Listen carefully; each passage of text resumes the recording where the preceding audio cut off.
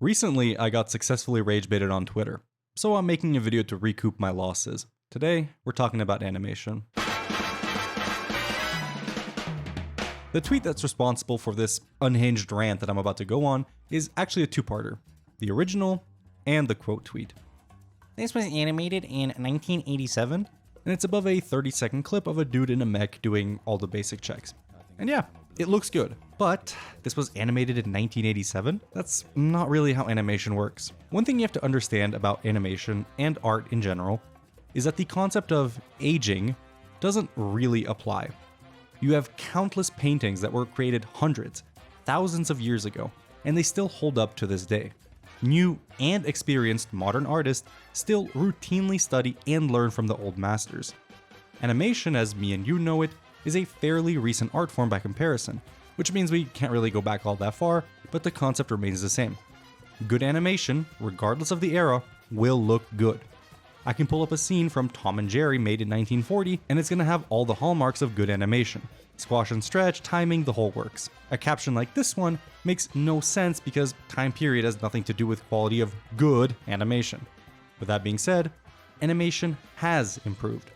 To pretend that the 70s, 80s, or 90s are some sacred era where animation peaked is a statement that you can only make if you watch the best of that time period and only the slop of today. Of course, you're going to come to this conclusion if you put Akira up against Seven Deadly Frames. It's just not a fair comparison. Are we going to pretend that Demon Slayer has bad animation? Are we really going to look at any single cut done by Vincent Chanzart and say that we have regressed?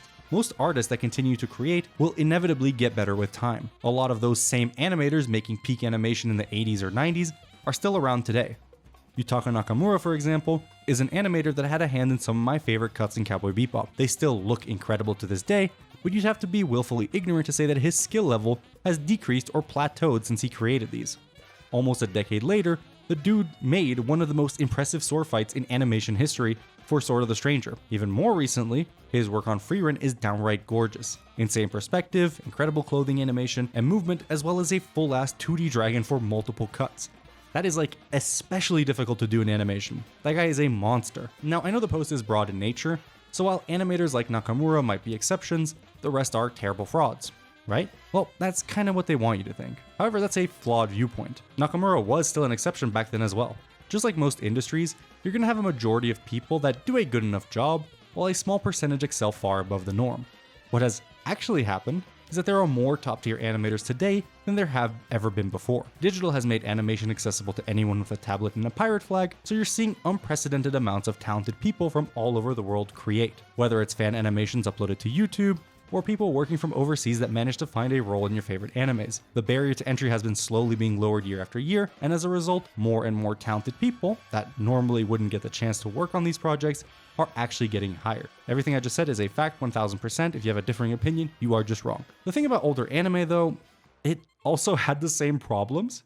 Because none of these rage baiters actually watch any of the shows, let's take a deeper look, shall we? I don't want this to turn into a let's shit on this animation segment.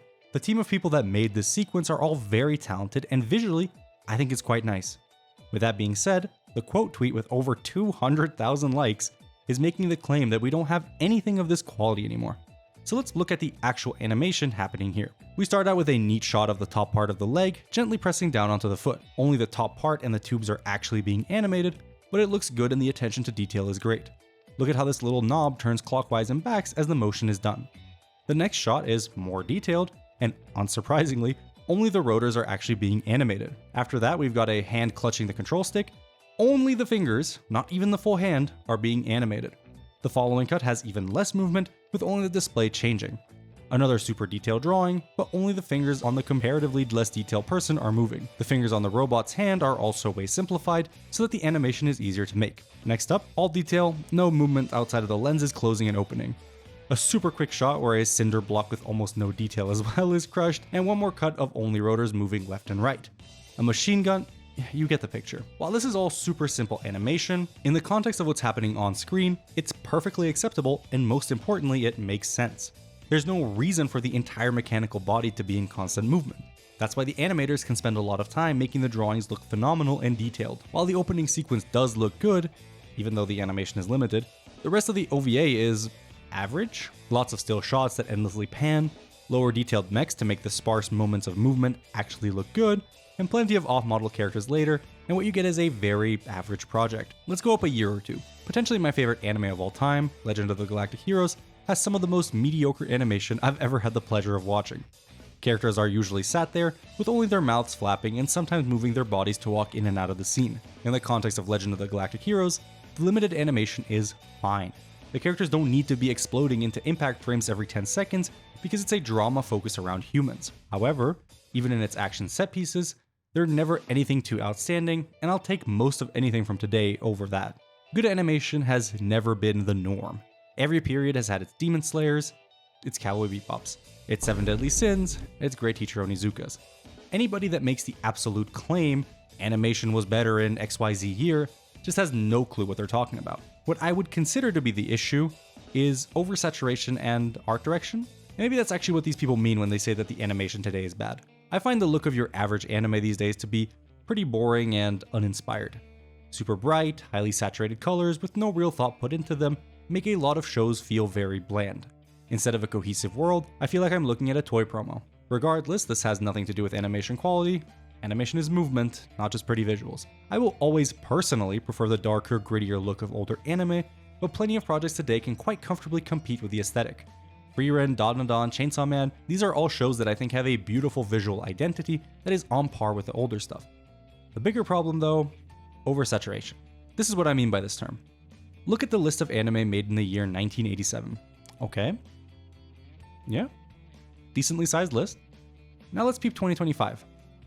Oh. Huh. Year after year, more anime is produced.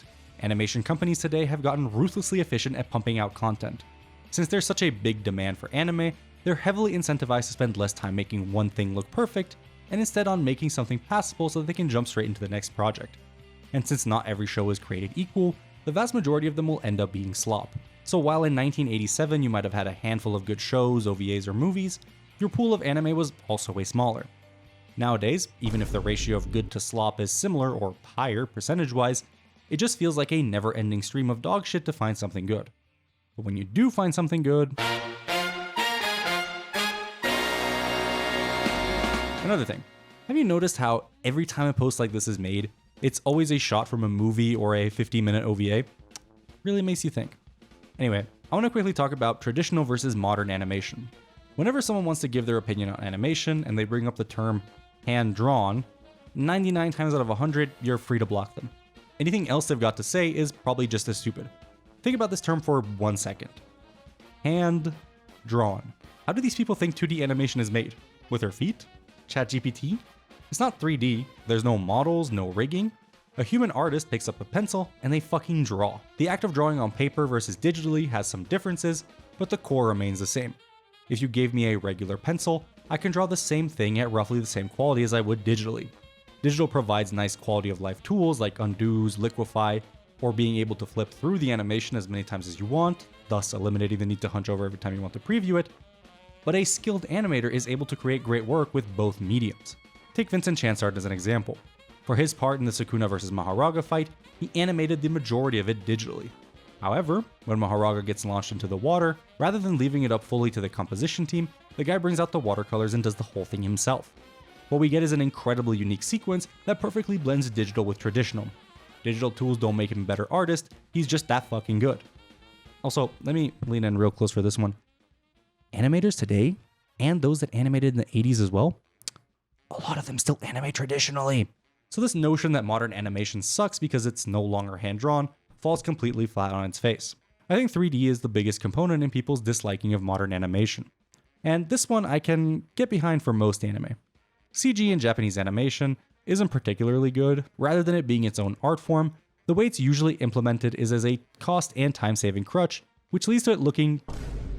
CG in anime isn't necessarily new, it's been around and used since the day it came out, but no big leaps have been made in making it properly fit into any given anime. It's always very jarring to see, and usually the models themselves are never that good, so they look way out of place. This doesn't mean that Japan is 5,000 years behind technologically, it's just that not many shows are made with 3D in mind. Trigun Stampede, Beastars, To Be Hero X, all three of these shows have absolutely outstanding 3D animation, and that part of the animation industry has absolutely gotten better and it's not even close. Into the Spider-Verse or Arcane are two super recent projects that put pretty much every other 3D animation over the last decade to shame. But we're mostly talking about 2D, which is a very convenient little trick these rats play. And that's why I want to show some of these To Be Hero X clips, and I want any of you 43-year-old elitists to tell me, and the viewers with a straight face, that anime has regressed in terms of animation. So no, animation in 1987, 1972, 1940 is not actually better than animation today. Good animation from that time period can compete with good animation from today. However, overall, I think the skill level has increased as time has gone on. As always, have a nice day. Thank you for watching. Hello, I am Josh, the superior content creator. We all know this. Recently, Orion has captured me, put me in his basement, right? But I am allowed a single grape ration a day, which is nice, and I'm allowed to play nothing but Fear and Hunger and Farming Simulator 2016. It's a good life, but out of spite, I will say this: do not subscribe to him. His name is annoying to actually pronounce, and, you know, my channel's better. Subscribe to that one. But yeah, peace.